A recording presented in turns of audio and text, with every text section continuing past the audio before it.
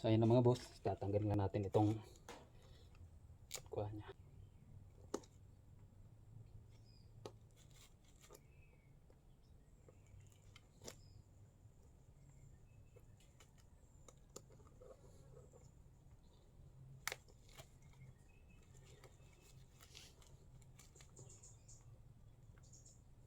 Ito naman mga boss, itong tali niya na to, stainless to eh.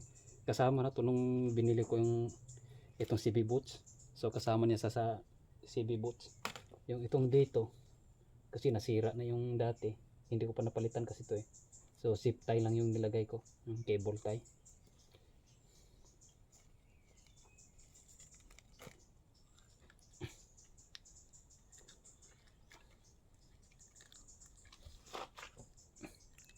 So ayan mga boss, kaya maingay na siya kasi pinasok ng tubig. Yan, may tubig. Yan o. Pinasok ng tubig, tsaka may humalo na rin na to, putik sa mga bearing niya. Yun palang dahilan na maingay. Yan. Medyo wala na, kinaluan na yung grasa.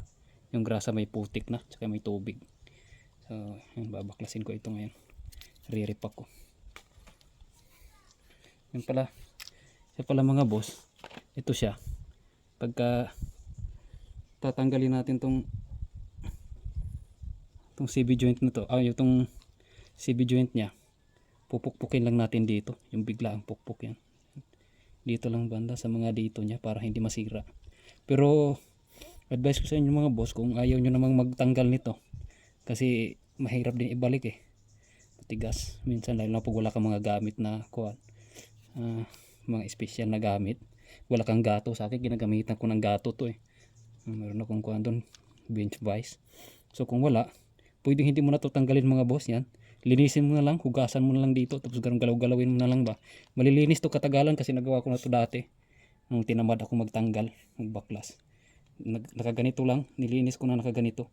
Nalinis din naman, natanggal din lahat. Yung ipanghugas mo, yung diesel. Diesel ang ipanghugas nyo mga boss. Huwag kayo maghugas ng gasolina kasi aksaya yung gasolina. Mabilis matuyo ang gasolina. Mas maganda yung diesel. Tagal matuyo. So ngayon, babaklasin ko ito mga boss. Tatanggalin ko ito. Titingnan ko kung hindi ba matigas. Kasi dati nung nagtanggal ako matigas eh. Matagal ko bago natanggal.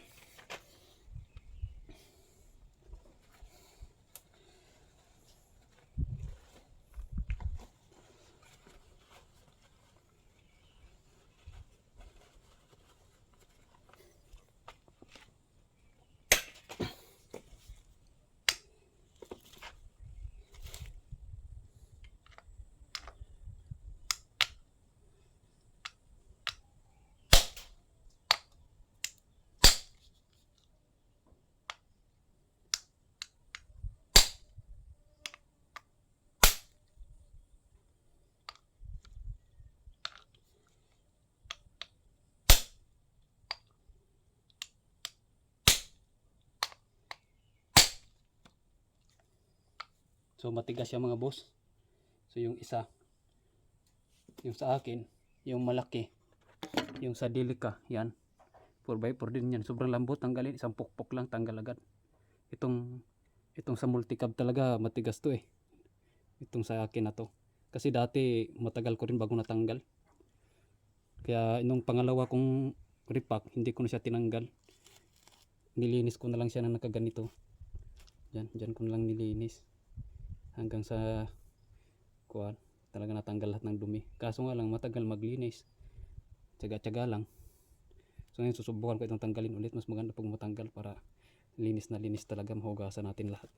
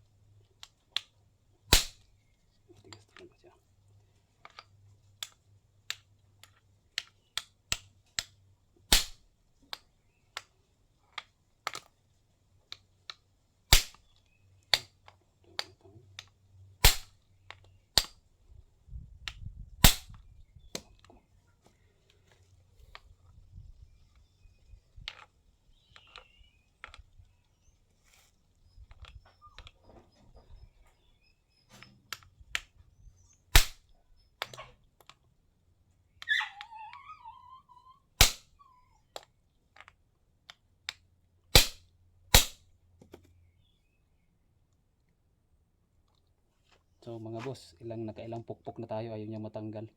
Kasi mayroon naman talagang puller para dito eh. So wala tayong ganun. Kaya pukpok lang tayo. Pero natatanggal to mga boss. Nakatanggal na ako ng isang beses dati. Natanggal ko. Pero sadya lang talaga siyang matigas. Kasi yung lock niya sa loob, malaki eh, masikip. So parang hindi ko na lang ito babaklasin. Baka kasi masira.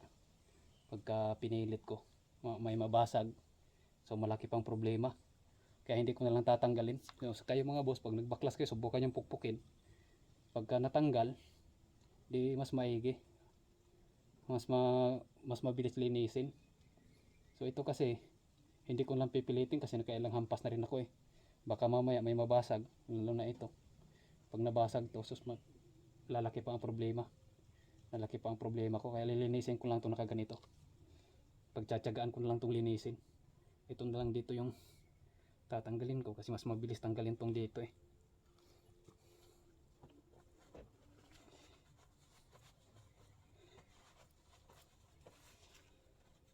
Itong inner niya mga boss, madali lang tanggalin to kasi yung lock ring niya nasa labas nandito.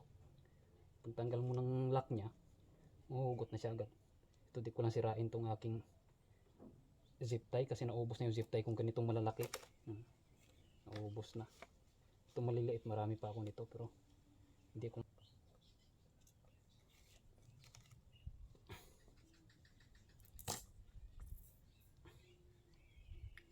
Yun na mga boss, ito. Yan, maganda pa siya. Yung grasa niya maganda pa. Malinis. Yan, malinis pa yung grasa niya, walang putik.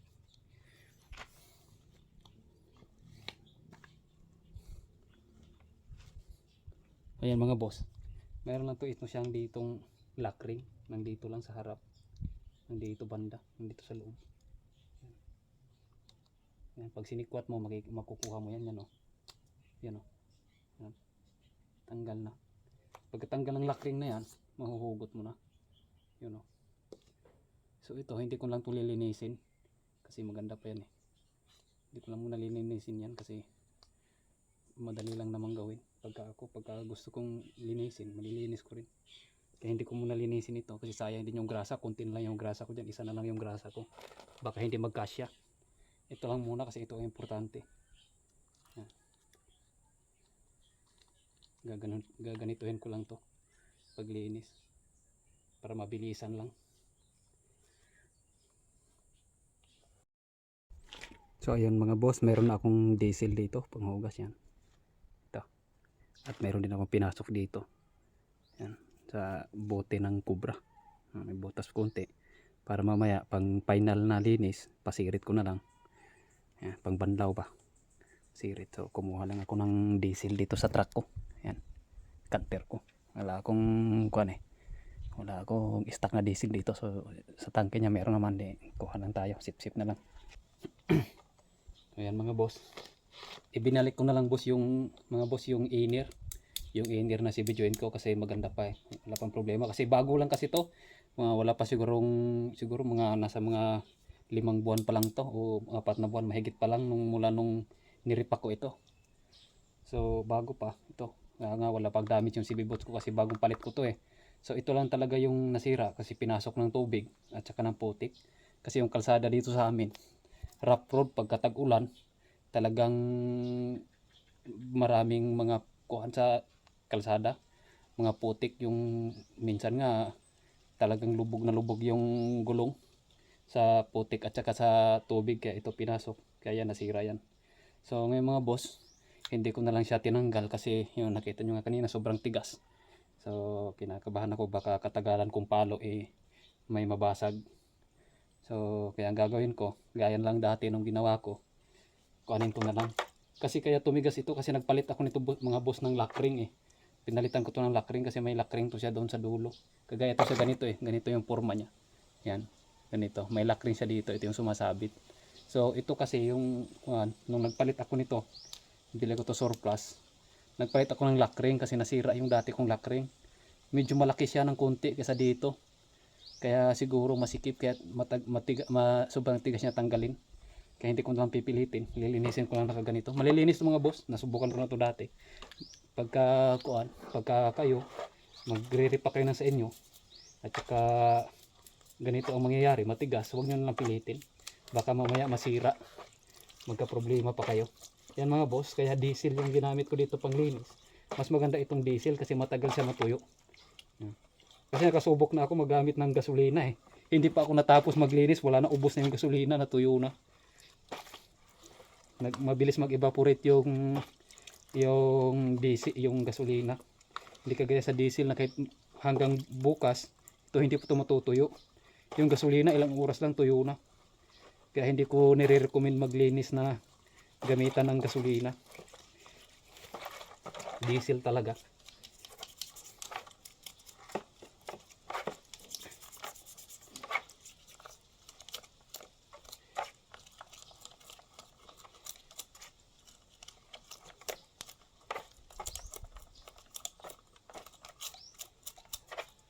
Malilinis din naman itong mga boss kahit ganito. Tsaga-tsaga lang.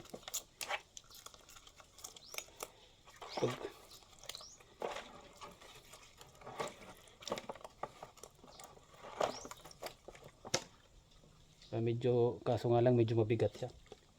Kasi ang bigat kasi ito, hindi ito. Kasi dati nung nilinis ko, tinanggal ko to eh. Wala tong inner niya. So mabilis lang kasi magaan. Ngayon medyo mabigat kasi nandito to. Hindi ko rin pwedeng hindi ibalik kasi magkakarumi. Mapapasukan ng dumi pagka hindi ko ibalik. Sayang din, bago pa. Yung konti na lang yung grasa ko. Hindi pa naman basta-basta makabili ako ng grasa dito kasi malayo kami sa bayan. Malayo kami sa kabihas na, nasa bundok talaga kami nakatira. Hindi ako basta-basta makabili yung mga supply ko dito. Kasi wala naman ako sa plano na maglinis nito eh. Kanina nung ginamit ko, lumalagutok na siya pagkaliliko ako, kaya hindi ko na pwedeng patagalin. Kasi gamit na gamit ko tong multicab nito pagka nagsasakati ako ng mga damo pagkain ng mga kambing ko. Ito yung ginagamit ko eh. So hindi talaga pwedeng hindi ito kondisyon. Kasi pagka pinabayaan mo naman tong ganito na may problema, baka lumala.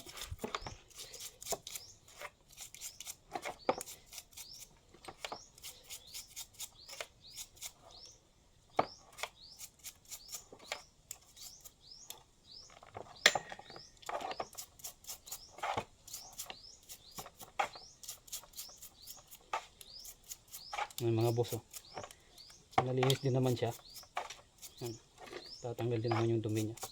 Saka yung doon sa loob, mamaya galaw-galawin lang to, lalabas din yan.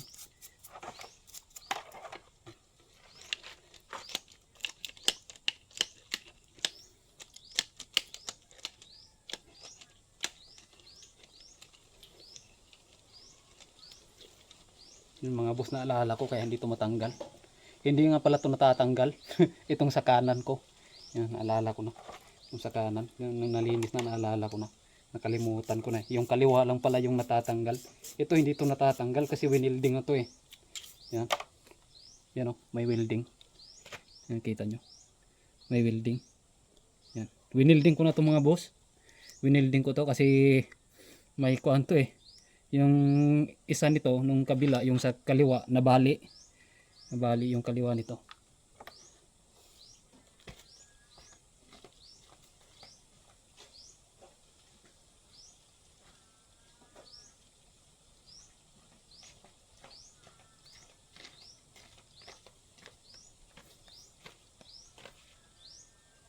Yan mga boss, ito yung kaliwa na axle ko nabali, yan o, nabali din to, doon to sa CB joint talaga niya nakakabit niya, bali.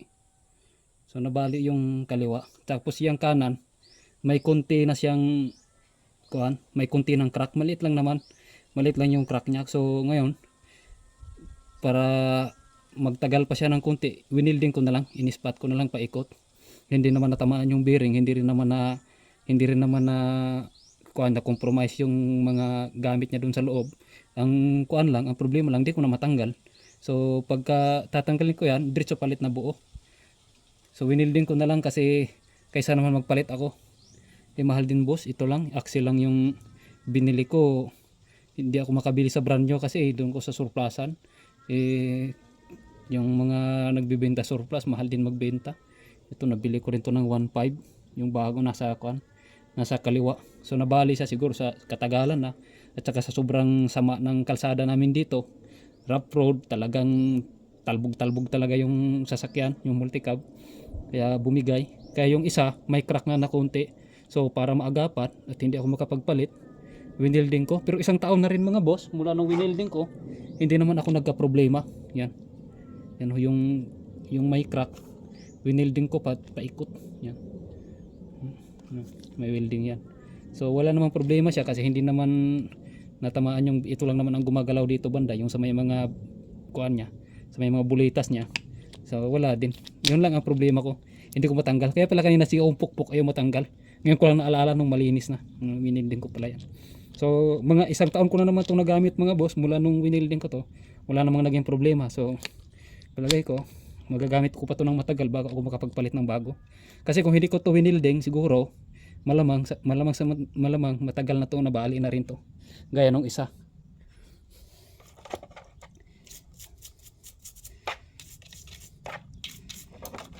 Yun ang problema mga boss pagka talagang yung daanan nyo ay dito talaga sa daanan namin 14 kilometers yung layo namin galing sa bayan. Tinatakbo ko ng isang oras yun. 14 kilometers yan, isang oras yung biyahe mo. Kasi mabilis na yung 20 eh, makatakbo ka ng 20. May mga kuan talaga na, may mga lugar talaga na hindi mo na makita na gumagalaw yung kuan mo eh, yung speedometer mo dahil sobrang bagal. Kasi sira talaga yung kalsada. So yun ang problema doon mga boss, madalis masira yung yung under chassis mo. Itong sa akin, kung hindi ako marunong mag DIY, sus nako, napakalaki na ng gastos ko. Kaya yun, puro remedyo na tong sa akin. Kung saan makakatipid ako, yun ang ginagawa ko. So ito yung nakita kong paraan, yung nakita kong diskarte, winilding ko na lang. So ayos din naman, kahit kuan, ganun-ganun lang mga boss, malilinis yan, lalabas yung mga dumi niya sa loob.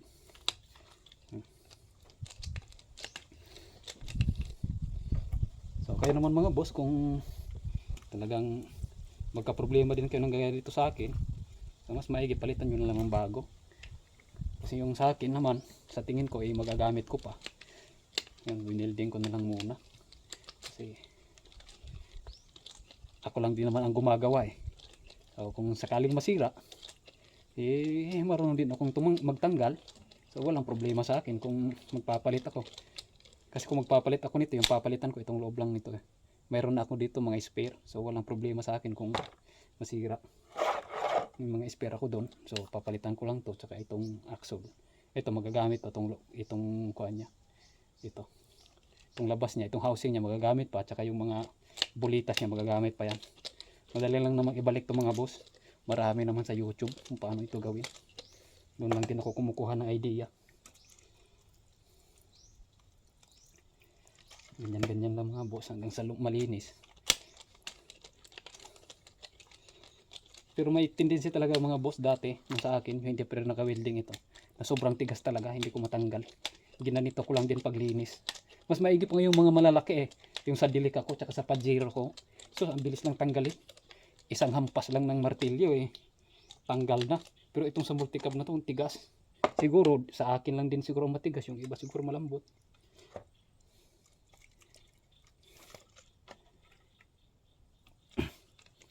So kung kayo naman, nasa sa inyo yan. Kung ganito kasi mas safe, lalo na pagka first time mo, DIY ka lang, igaganito mo, so hindi ka kakabahan na hindi mo maibalik kasi hindi mo naman binaklas eh.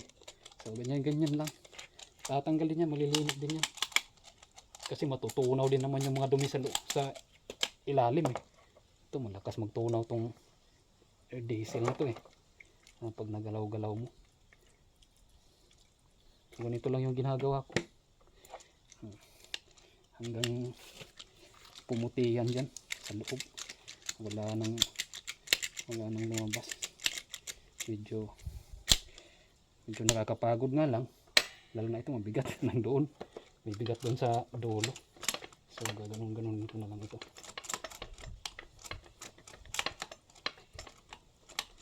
Yung mga boss malinis na yan. matigas na siyang galawin kasi yung mga bulitas niya wala nang grasa eh, nalinis na eh, kaya parang lumalaban na. Mamaya pag nalagyan to ng grasa, lambot na naman ulit to, lagyan ng bagong grasa.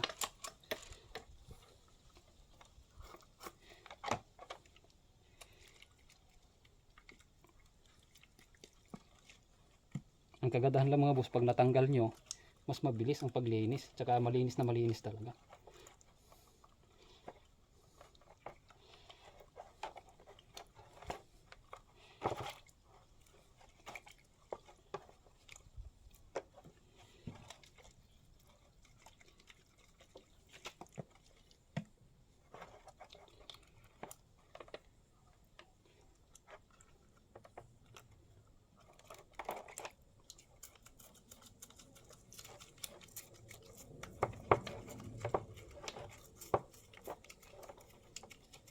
Nabali. Walang kwenta tong toothbrush na to mga boss. Free kasi to sa ano, sa hotel. Yan. Free lang sa hotel. Bilis na bali. Isa dito maliit naman ito.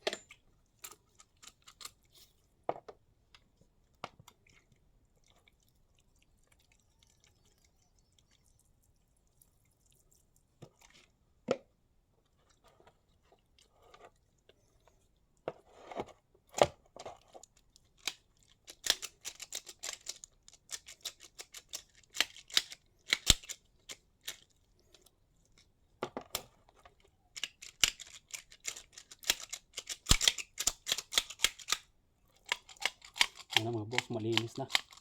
Malinis na yung diesel na nilalagay ko. Wala nang dumi pagka binuhos. Yan mga boss. Yan, malinis na yung sa loob. So hindi ko na siya medyo sumasabit na minsan kasi ito wala na yung mga grasa. Yan, malinis na. Nalilinis din mga boss, tiyagaan lang.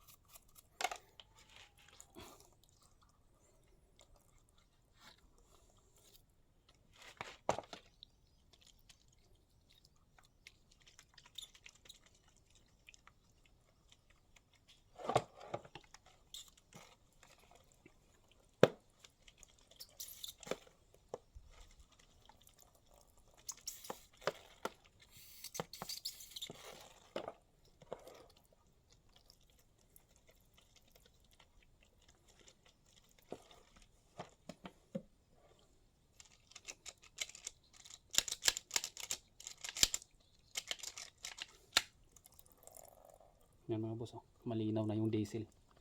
So, malinis na siya.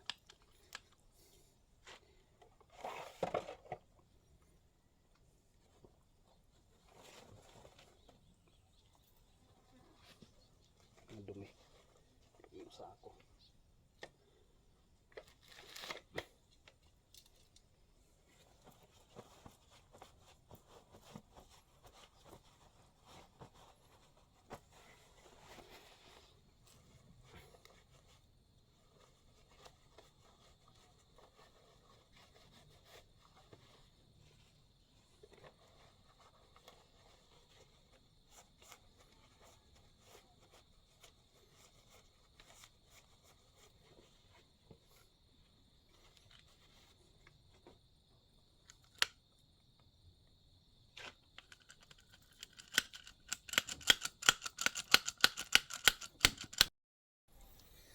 Ayan mga boss, malinis na.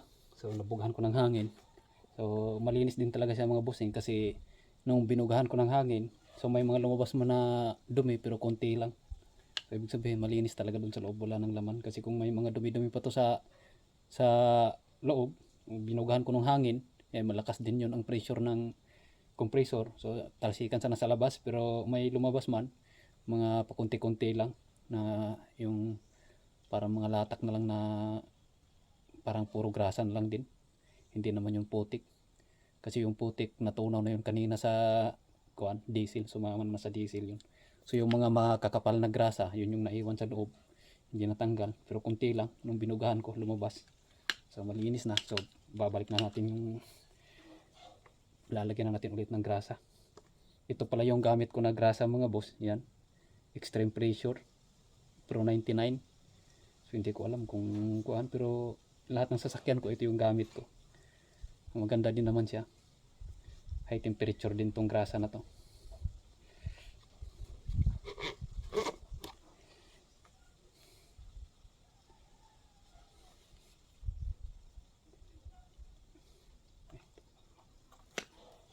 So yung dito mga busing, lalagyan ko. So galaw-galawin lang para makapasok sa loob.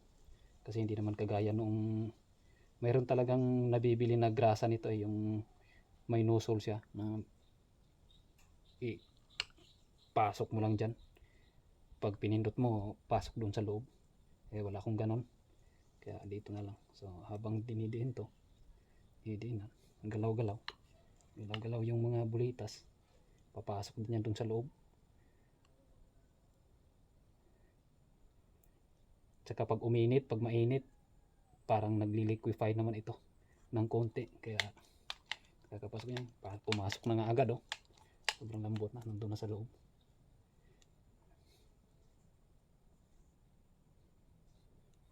Kanina nung bagong linis ito, halos di ko magalaw.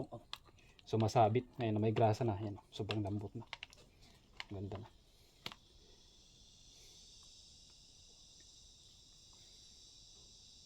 O, ganun lang mga busing. Ang mabilis na paraan. Hindi ka masyadong mahirapan. Hindi ka pa kakabahan kung maibalik mo. Ganito na lang. Huwag mo na lang baklasin. Kung sakaling nagdududa ka rin, nagdadalawang isip ka rin na gawin, so pwedeng huwag mo nang kalasin. Ganun na lang. Gayahin mo na lang yung ginawa ko. Konting tiyaga lang. Yan, oh. Ganda na. Sobrang lambot na mga boss. Yan. Oh, walang sabit. Walang dumi na umibabaw. Talagang puro bagong grasa, kaya ginalaw-galaw ko na to kasi yun, wala. May lumabas galing sa ilalim, medyo nagkulayan siya ng itim, pero hindi siya dumi. Yun, walang putik.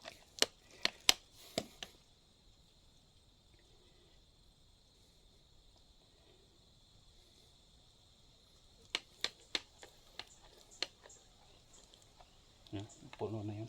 Laman na yun sa loob.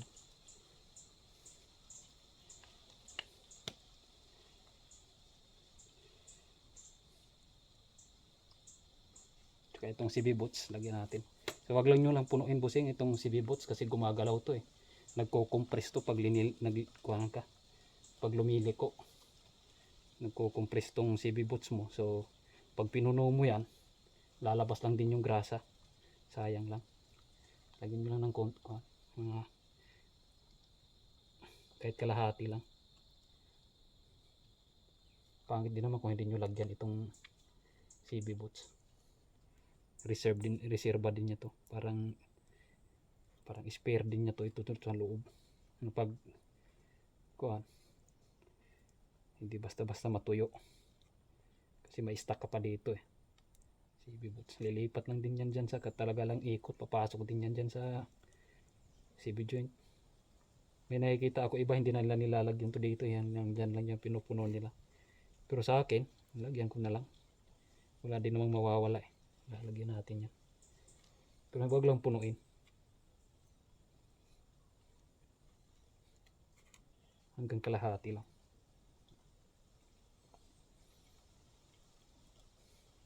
Kasi pag ginalaw mo yung manubela, nagko-compress to.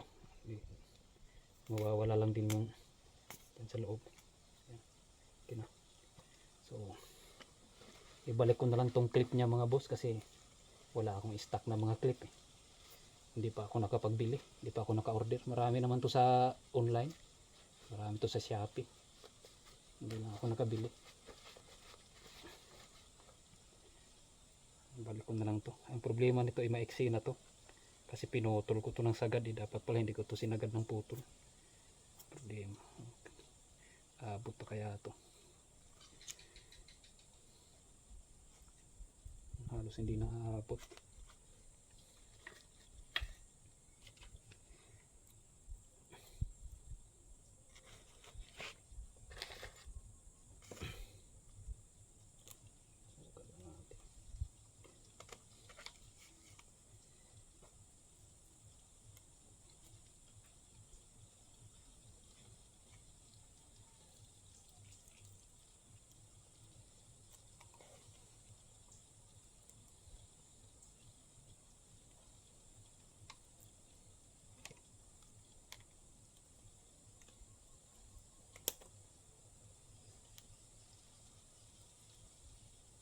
Parang di ko na ito mahigpitan na.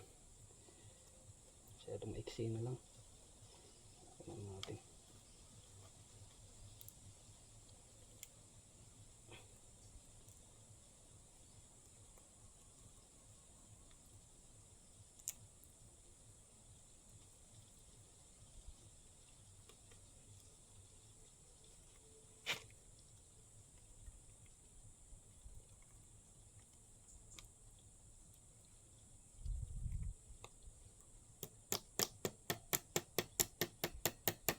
Yung mga boss, swerte.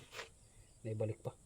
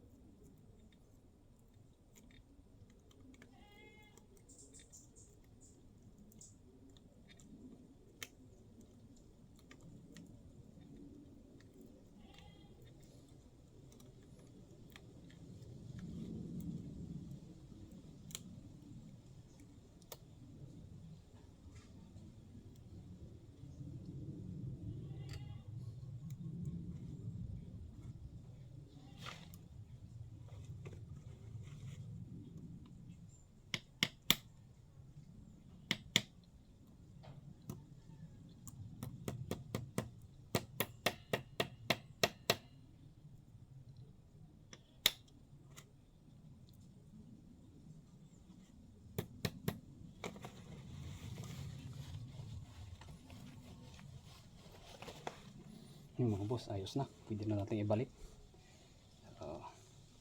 Napakaganda, napakalambot na. Wala nang ingay kanina nung bago ko tinanggal. Pag ginagalaw, talagang parang may mararamdaman mo na yung sumasabit dahil sa mga putik at sa tubig.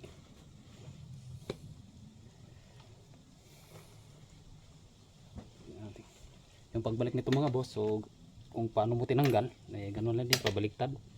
Lilinisin ko lang ito kasi na kuhaan na ng dumi.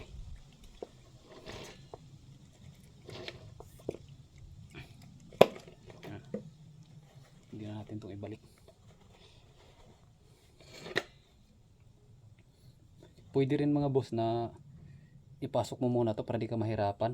Itong outer niya ipasok mo, tapos pagka doon mo na ipasok itong mga bulitas niya pag nakakabit na to, itong housing niya. Kasi matigas to pag ibalik. Madaling tanggalin pero pag ibalik matigas. Ang ginagawa ko, pinupukpok ko dito banda. Kinukuha ko ng kahoy para pumasok. Kasi pag nakatanggal to, itong housing na lang muna, mabilis lang siyang ibalik. Mabilis lang, madali lang ibalik. Tapos kasi yung lock ring mabilis lang maipasok yun madali lang. Kaso naibalik ko na to, tinatamad na ako, baklasin na naman. So magkakadumi na naman tayo. Kaya ganito na, ibalik ko lang itong nakaganito buo. Nababalik din naman.